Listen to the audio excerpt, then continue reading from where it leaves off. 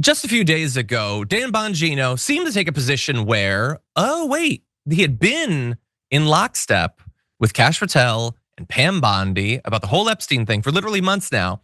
But when the base started to revolt, he backed off. In fact, he literally left the city. He didn't want to do his job anymore. And he was apparently very mad about the way that Pam Bondi had dealt with that situation. And the entire situation was so chaotic that even people, I guess, in the White House needed to go to reporters to find out if he was going to be at work. So here's Caitlin Collins talking about some of the text messages she got. He is staying in the job for right now. He is still the deputy director of the FBI right now, and he hasn't resigned or been fired. But the relationship has deteriorated so much that there are officials inside the White House who have not spoken to Dan Bongino in days, even though, of course, the question of whether or not he was still going to be employed by the federal government was still a big one for officials over the weekend. And I was told the president was very angry with Dan Bongino and also the FBI director Kash Patel to a degree, which is why you saw Patel put out that statement over the weekend saying he had no plans to resign and was going to work for Trump as long as he would have him. And so, yes, Dan Bongino may stay in the job for right now. We have no indication that he's left, but there is a real question of the future of that relationship, especially given the ultimatum he made over the Attorney General Pam Bondi after she confronted him. So there's a couple things there. So first of all, the fact that White House officials are texting a reporter at CNN, who they routinely attack as fake news, that should not even have a broadcast license, to find out if the deputy director of the FBI is coming to work that day seems strange to me on a number of different levels. Is there nobody at the FBI they can call? Could they not talk to Kash Patel? Apparently, their offices are so close that Dan Bongino can hear when Kash Patel flushes the toilet. So why were they texting Caitlin Collins? Was this just a pretext to text Caitlin Collins? Because I feel like you didn't need to ask her about this. There's other ways. There's HR, there's a receptionist, there's the guard at the door. Somebody else must know if Dan Bongino is coming into work. But anyway, so Dan Bongino did his ultimatum. You fire Pam Bondi or I'm out. And Trump has not fired Pam Bondi. He's stood by her. Dan Bongino apparently has not left. Trump was very mad at that ultimatum. And so I'm left wondering, was that whole thing, the leaving DC, the I'm gonna quit thing, was that just more posturing of, no, I'm gonna fall in line, but I need to show the base that I'm angry about this thing, that I have their back. And I still want the power, I still want the paycheck and everything, but I need to seem to be on the right side of this. Don't lump me in with Pam Bondi. I don't know. We're stuck with speculation at this point, Brian. But what do you make of the administration side of this? This is all ludicrous. This is all this amazing sideshow I mean, forget the fact that it takes away from the business of governing and doing anything that people expect federal governments to do for them. This is just a theater and chaos, and that anyone who runs some department in the federal government as important as the FBI or is the deputy who is back channeling to an anchor who is ridiculed daily in front of the world on CNN is just adding to this kind of the ridiculous theatrics of this administration that just it transmits to the world that there's nothing serious going on here. I mean, what possibly could be the consequence of any of the outcomes that we or Republicans or some of these MAGA folks they're seeking here?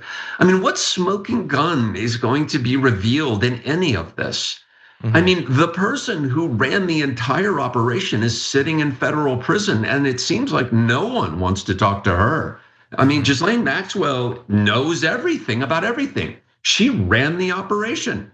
I mean, and she's just sitting in federal prison, offering testimony to anyone who'll accept it.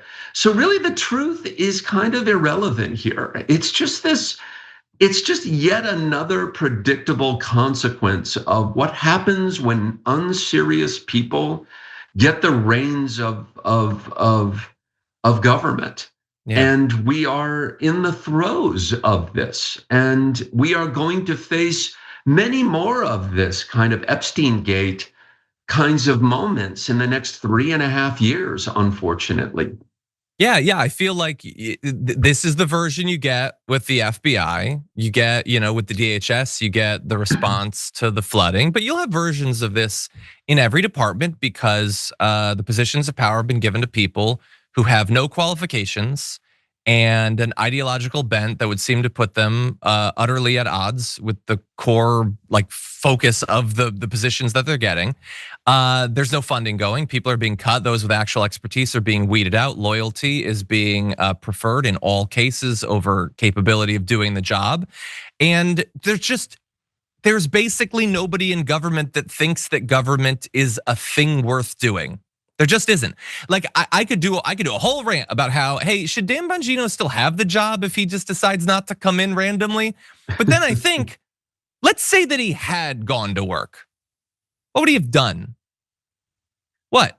He's not qualified to be the deputy director of the FBI. Like what, 15 years ago, he was a Secret Service agent? He's been a podcaster ever since?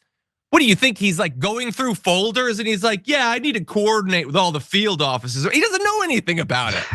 None of them do. Kash Patel's he's not qualified to be in his position either.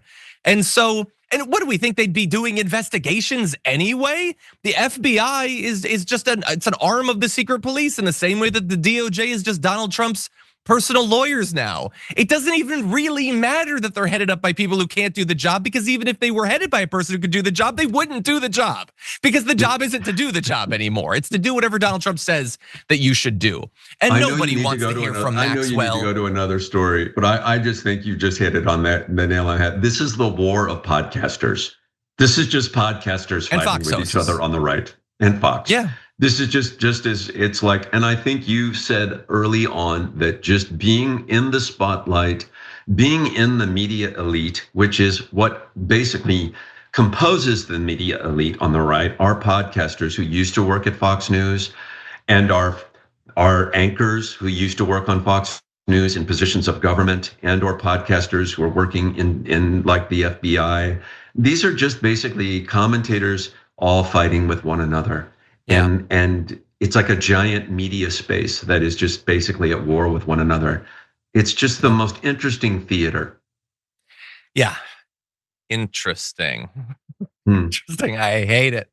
I hate it so much. And while we have to talk about the Trump side of it, that Trump fills up all these positions with podcasters and TV hosts. Like when I stop to really think about it, that bothers me 1% as much. The fact that very few Republicans seem to care. They don't seem to think, oh, wait, this reflects really poorly on our movement and on our party and on America, that you would do this, that you would waste all these opportunities, but very few people seem to care at all. And that's what truly depresses me. If you enjoyed that, then make sure that you never miss another video by subscribing. And if you want a little more, consider hitting the join button and becoming a member. So you're probably wondering, why would I do that? Well, when you do that, you get access to bonus content that I make every single week, and it's a lot of fun. You get custom emojis and more. If you join at tier 3, by the way, you even get access to a monthly member hangout with myself. And you'll get all that going forward, but you'll also unlock years of the back catalog that is literally 100 or more bonus clips and top 10 lists and debates and more. So what are you waiting for?